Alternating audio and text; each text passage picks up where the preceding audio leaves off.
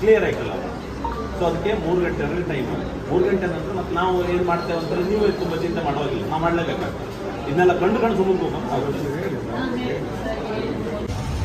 ಕುಂದಾಪುರ ಸರ್ಕಾರಿ ಆಸ್ಪತ್ರೆಯಲ್ಲಿ ಕಳೆದ 1-2-3 ದಿವಸಗಳಿಂದ ಈ ಆಫೀಸ್ ಅನ್ನುವಂಥ ವ್ಯವಸ್ಥೆಯಿಂದ 5 ಜನ ಏನಿದ್ದಾರೆ ಡಾಟಾ ಎಂಟ್ರಿ ಅವರು 4 ಜನರನ್ನು ತೆಗೆದು ಒಬ್ಬರನ್ನು ಇಟ್ಕೊಂಡಿದ್ದಾರೆ.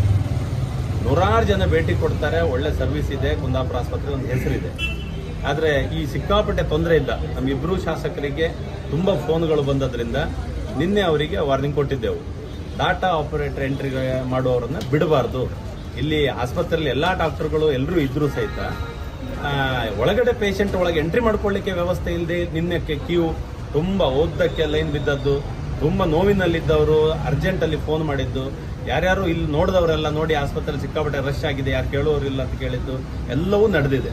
ಸೊ ನಿನ್ನೆ ರಾತ್ರಿ ಎಲ್ಲ ಅಧಿಕಾರಿಗಳಿಗೆ ಹೇಳಿದ್ದೇನೆ, ಇಲ್ಲಿ ಡಾಟಾ ಎಂಟ್ರಿ ಅವರಿಗೆ ನಿಮಗೆ ಸ್ಯಾಲರಿ ಕೊಡ್ಲಿಕ್ಕೆ ಆಗುದಿಲ್ಲ ಅಂತ ಹೇಳಿ ನೀವು ಬಿಟ್ರೆ ಅವ್ರ ದಾರಿ ಮೇಲೆ ಬಿಟ್ರೆ ಎಲ್ಲಿ ಹೋಗುದು? ಅದಕ್ಕಿಂತ ಹೆಚ್ಚಿಗೆ ಪೇಷಂಟ್ಗಳನ್ನು ಒಳಗೆ ಕರ್ಕೊಳ್ಳೋದು ಯಾರು? ಎಲ್ಲ ಡಾಕ್ಟರ್ಗಳು ಚೆನ್ನಾಗಿ ಹ್ಯಾಂಡಲ್ ಮಾಡ್ತಾರೆ ಸರಿ, ಇಲ್ಲಿ ಎಂಟ್ರಿ ಆದ್ರೂ ಮಾತ್ರ ಒಳಗೆ ಹೋಗುದಲ್ವಾ? ಈ ವ್ಯವಸ್ಥೆಯಲ್ಲೇ ತೊಂದರೆ ಮಾಡಿಟ್ಟದ್ದು ಯಾಕೆ? ನಿನ್ನೆ ಮಧ್ಯಾಹ್ನ 2 ಗಂಟೆವರೆಗೆ, ಬೆಳಿಗ್ಗೆ ಬಂದವರು 2 ಗಂಟೆವರೆಗೆ ಕಾದದ್ದಿದೆ ನಿನ್ನೆ. ಸೊ ಹಾಗಾಗಿ ಅವರಿಗೆ ತಕ್ಷಣ ನಿನ್ನೆ ವಾರ್ನಿಂಗ್ ಕೊಟ್ಟಿತ್ತು, ಅವ್ರನ್ನ ಜಾಯಿನ್ ಮಾಡ್ಕೋಬೇಕು, ಇಲ್ಲದೆ ಇದು ಪ್ರತಿಭಟನೆ ಮಾಡ್ತೇವೆ ಅಂತೇಳಿ ಹೇಳಿ.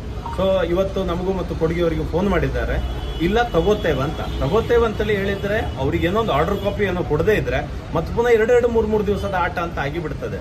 ಇಡೀ ರಾಜ್ಯದಲ್ಲಿ ಎಲ್ಲಾ ಸರ್ಕಾರಿ ಇಲಾಖೆಗಳಿಂದ ಹಿಂದೆ ತುಂಬಾ ಸ್ಯಾಲರಿ ಕೊಡ್ಲಿಕ್ಕಾಗದೆ ಔಟ್ಸೋರ್ಸು ಅಥವಾ ಇನ್ಯಾವುದೋ ಒಂದು ಸ್ಕೀಮ್ ಅಂತೇಳಿ ಹೇಳಿ ಒಂದಷ್ಟು ಸ್ಟಾಫ್ಗಳನ್ನು ತಗೊಂಡಿದ್ದಾರೆ. ಈಗ ಅವ್ರನ್ನೆಲ್ಲ ಡ್ರಾಪ್ ಮಾಡುವಂತ ವ್ಯವಸ್ಥೆ ಎಲ್ಲ ಇಲಾಖೆಗಳನ್ನು ಕೇಳ್ತೇವೆ.